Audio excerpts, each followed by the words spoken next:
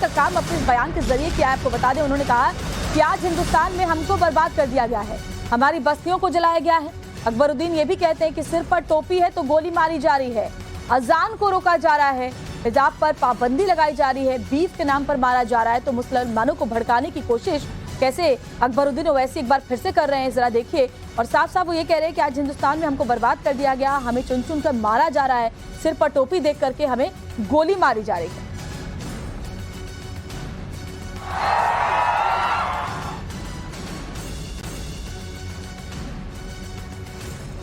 महाराष्ट्र से आया, मैं पूछ रहा हूं आप कहां से आए? आप सब बोलेंगे और हम कुछ नहीं बोलना। अरे हम भी अलग में जबान रखते हैं, याद रखो।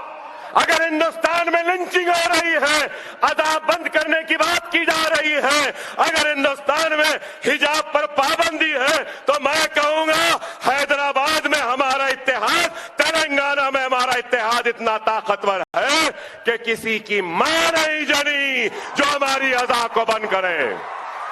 आज हिंदुस्तान भर में न सिर्फ फिसादात के जरिए हमको तबाह बर्बाद किया गया, बल्कि हमारी इज्जतों इस्मतों को लूट कर हमको तबाह किया गया, हमारी बस्तियों को जलाया गया। क्या कोई इस बात से इनकार कर सकता है कि हिंदुस्तान की आजादी की तारीख,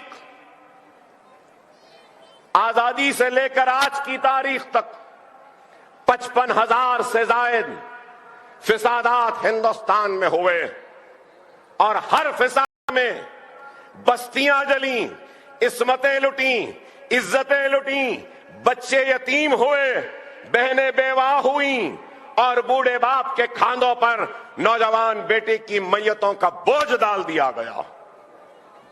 और आज भी हम देखते हैं कि किस तरीके से चेहरे पे दाढ़ी है तो मारा जा रहा है, सर पे टोपी है तो गोली मारी जा रही है और मजबूर किया जा रहा है कि नारे लगाएं या जय बोलें। लोचा जा रहा है, अजान को रोका जा रहा है, हिजाब पे पाबंदी आयद की जा रही है, बीफ के नाम पे मारा जा रहा है, दाढ़ी अगर चेहरे पे है तो लोच लिया जा रहा है। आज हिंदुस्तान तो एआईएमआईएम के विधायक अकबरुद्दीन ओवैसी, और देखिए कई दफे वो इस तरह के विवादित और भड़काऊ बयान पहले भी दे चुके हैं, और एक बार फिर से कैसे भारतीय मुसलमानों को बरगलाने, भड़काने और उकसाने की बात उन्होंने एक बार फिर से कोशिश के जरिए की। एक बार फिर से आप जरा सुनिए कि क्या कह रहे हैं। हमारी बस्तियों को जलाया तो बुरा क्यों दिख रहा है? आपने मुझसे कहा मैं महाराष्ट्र से आया, मैं पूछ रहा हूं आप कहां से आए? आप सब बोलेंगे और हम कुछ नहीं बोलना। अरे हम भी अलग में जबान रखते हैं, याद रखो।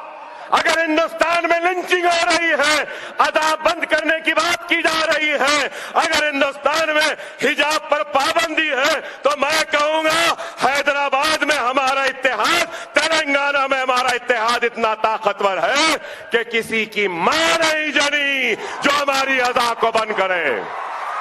आज हिंदुस्तान भर में न सिर्फ फिसादात के जरिए हमको तबाह बर्बाद किया गया, बल्कि हमारी इज्जतों इस्मतों को लूट कर हमको तबाह किया गया, हमारी बस्तियों को जलाया गया।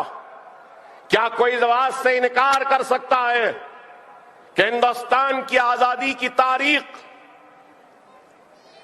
आजादी से लेकर आज की तारीख तक 55,000 से जायद फिसादात हिंदुस्तान में हुए और हर फिसाद में बस्तियां जली, इस्मतें लुटी, इज्जतें लुटी, बच्चे यतीम हुए, बहनें बेवा हुई और बूढ़े बाप के खांधों पर नौजवान बेटे की मैयतों का बोझ डाल दिया गया।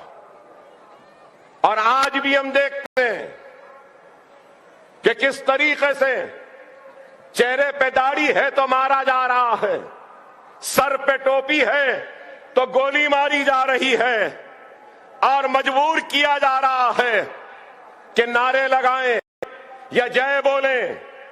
लोचा जा रहा है, अजान को रोका जा रहा है, हिजाब पे पाबंदी आयद की जा रही है, बीफ के नाम पे मारा जा रहा है, दाढ़ी अगर चेहरे पे है तो लोच लिया जा रहा है। आज हिंदुस्तान तो बेहद ही बेतुका, गैर जिम्मेदाराना और भड़काऊ बयान अकबरुद्दीन ओवैसी की तरफ से एक बार फिर से दिया गया। इससे पहले भी कई बार अपने विवादित बयानों को लेकर चर्चा में रहे हैं, विवादों में रहे हैं, लेकिन इस बार जो उन्होंने भारतीय मुसलमानों को भड़काने की कोशिश अपने इन बातों के जरिए की है, वो जरा देखिए किस हद तक जा रही है। साफ साफ ये कह रहे हैं कि सिर पर टोपी देकर गोली मारी जा रही है, अजान को रोका जा रहा है, हमारी बस्तियों को जलाया जा रहा है। यानी कि सीधे सीधे आरोप इस बात को लेकर लगा रहे हैं कि जानबूझकर टारगेट किया जा रहा है एक विशेष समुदाय को, और ये सब कुछ सिर्फ अपनी सियासी रोटियां सेकने के नाम पर जिस तरीके से देश का माहौल खराब करने की कोशिश अकबरुद्दीन ओवैसी की तरफ से एक बार फिर से की जा रही है, वो अपने आप में सवाल उठाती है कि आखिर आप विधायक चुने हैं, अपनी जिम्मेदारियां पूरी कीजिए, देश का माहौल खराब करने से क्या हासिल होगा, और आखिर एक बार फिर से इस तरह के भड़काऊ बयान देकर के आप क्या साबित करना चाहते हैं। खबर जरूरी है, हमें कुछ और बड़ी खबरों को लेकर हम फौरन लौट रहे हैं। फिलहाल रुकेंगे एक बहुत छोटी सी ब्रेक के लिए, चल लौटते हैं।